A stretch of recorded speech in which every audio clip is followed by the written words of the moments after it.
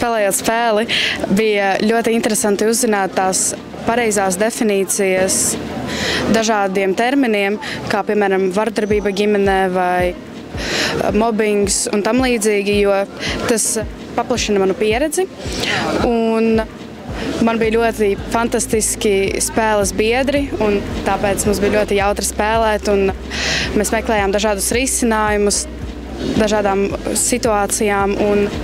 Tas bija ļoti interesanti, un tas bagātināja gan mūsu pieredzi kā dalībniekiem, gan arī klausītāju pieredzi. Tas ir ļoti fantastiski. Man nemainījās domas vai uzskati par iekļaušanas tēmu, jo jau iepriekš es esmu diezgan tolerants cilvēks, un es uzklausīju katru un vienmēr un darbojos jauniešu domē, tāpēc tas ir mans pienākums arī strādājot jauniešu centrā pašlaik. Mani uzskati nemainījās, bet es ticu, ka varbūt kādam, kurš klausījās šo mūsu diskusiju sarunu, kaut kas pamainījās uz labāko pusi. Spēlējot šo spēli, lielākais ieguvums ir tiešām paplašināt savu pieredzi, jo nevienmēr, un paldies Dievam, ka nevienmēr mēs sastopamies ar tādām situācijām savā dzīvē, bet mums ir svarīgi zināt, kā mēs rīkotos, ja kāds mūsu tuvinieks vai paši mēs sastaptos ar tādu situāciju. Jā, paldies!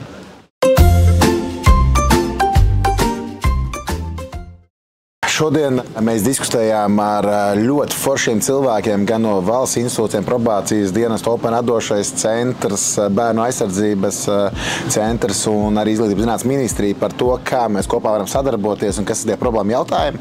Skaidrs, ka tā tēma nav ne stundas, ne divas garumā, viņi varētu diskutēt ļoti ilgi.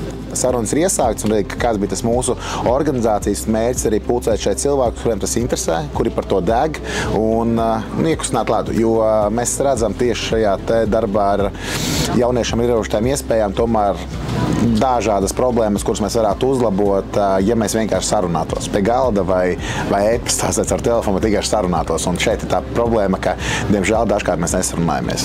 Pēc šīm diskusijām jāsaka, es domāju, ka mēs ar komandu daudz ko paņemsim mājās, jo mums ar komandu bija ļoti svarīgi sadzirdēt, ko katra šī institūcija vēlas pateikt. Ja? Un skaidrs, ka ir bijušas sadarbības ar ikvienu no šīm institūcijām, kas sēdēja pie galda un biedrībām, ja? Bet tas, ko mēs paņemsim, būs tas, ka mēs noteikti jūlijas sākumā satiksimies atkārtot individuāli katru un mēģināsim saprast, ko mēs varam vēl virzīt uz priekšu, jo tomēr mēs šobrīd darbojamies ļoti aktīvi Rīgā un Bauskā, un mums ir ļoti būtiski šie jaunieši ierobežotām iespējām un jaunieši, kurus mēs bieži vien nevēlamies, diemžēl no konkrētām, kā saka, cilvēkiem un darbiniekiem dažkārt neieraudzīt, ja? Tad kā mēs viņiem varam palīdzēt? Zelta lieta, kas ir tā vienīgā lieta, kas ir jāpalīdz jauniešiem, būtu skaisti. Diemžēl tas ir ļoti kompleksi un katram ir ļoti individuāli pieeja. Un jāsaka, ka tikai kopā strādājot visiem šiem cilvēkiem, kas bija šeit un vēl daudziem citiem, kas bija aizkadrā un ne tikai aizkadrā, ja, tad mēs varam kopā darboties. Bet galvenais tas ir uzklausīšana un drošā vide, jo dažkārt tā drošā vide, diemžēl, nav nemaz tik brīvi pieejama.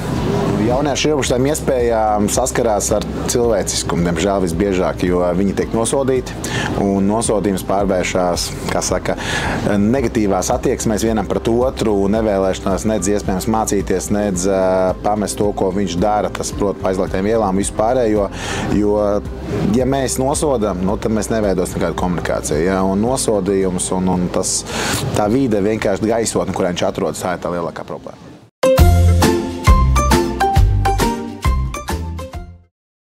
Es domāju, ka tā viena no tām galvenajām atziņām ir tā, ka mums priekšā arī kā sabiedrībai kā tādai ir vēl milzīgs darbs, lai strādā tieši ar šo austrumu pierobežu, jo viens no lielākajiem izaicinājumiem, kas ir iezīmējās, ir šī mēdīprātība, un mums ir jāsaprot, kā šiem jauniešiem piegādāt to saturu, kas ir uzticams, kā viņiem iemācīt to darīt, un kā arī ar šiem jaunajiem tehnoloģiskiem izaicinājumiem to kopā salāgot, kas ir sākot ar mākslīgo intelektu un beidzot ar daudzām citām lietām. Un tas ir tas, ko mēs pat ja mēs negribēsim to risināt, tas pats atnāks pie mums ar laika gaitā, jo tā vienkārši pasaule virzās uz priekšu. Tas ir vairāku gadu dažādu neizdarību rezultāts. Ja mēs specifiski tagad arī nošķiram pierobežu jauniešus, tas nozīmē, ka laika gaitā mēs neesam pietiekoši sekmīgi gan no valsts puses, gan no sabiedrības puses spējuši viņus integrēt. Un es neteiktu, ka mums uz viņiem ir jāstāsta kā uz apdraudējumu demokrātijas. Mums jāstāsta uz to, kā mēs viņus varam integrēt iekšā šajā sistēmā, kā arī izskanēja šodien šajā diskusijā, kas ir mana Latvija, mana atbildība, lai arī viņi uzskatītu, ka tā ir viņu Latvija, ka tā ir viņu atbildība, kad viņiem stundā X, piemēram, viņi neizlems, ka viņu varbūt simpātijas ir tuvāk kādai citai varai.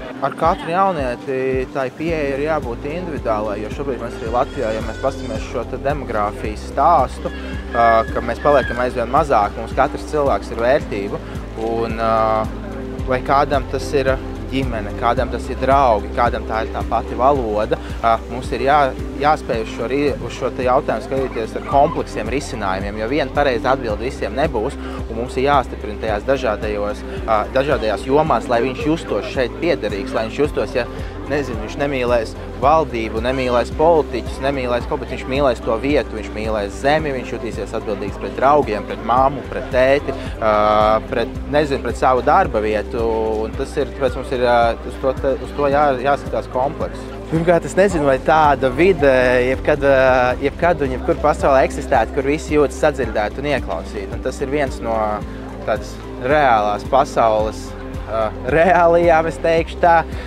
ka nevienmēr viss būs apmierināti. Mēs varam uz to tiekties, un uz to ir jātiecās.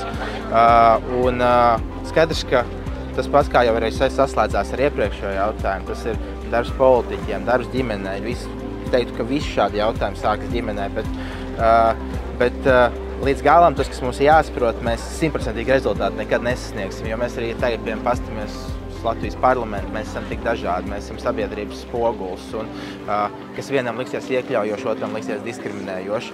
Un arī tas ir jāspēj skaidrot, arī tas ir jāspēj jaunietim pamatot, ka viņam ir jāsaprot, ka pasaulē tu nevienmēr dabūsi, ko gribi. Un tas ir tāds arī komplekss jautājums.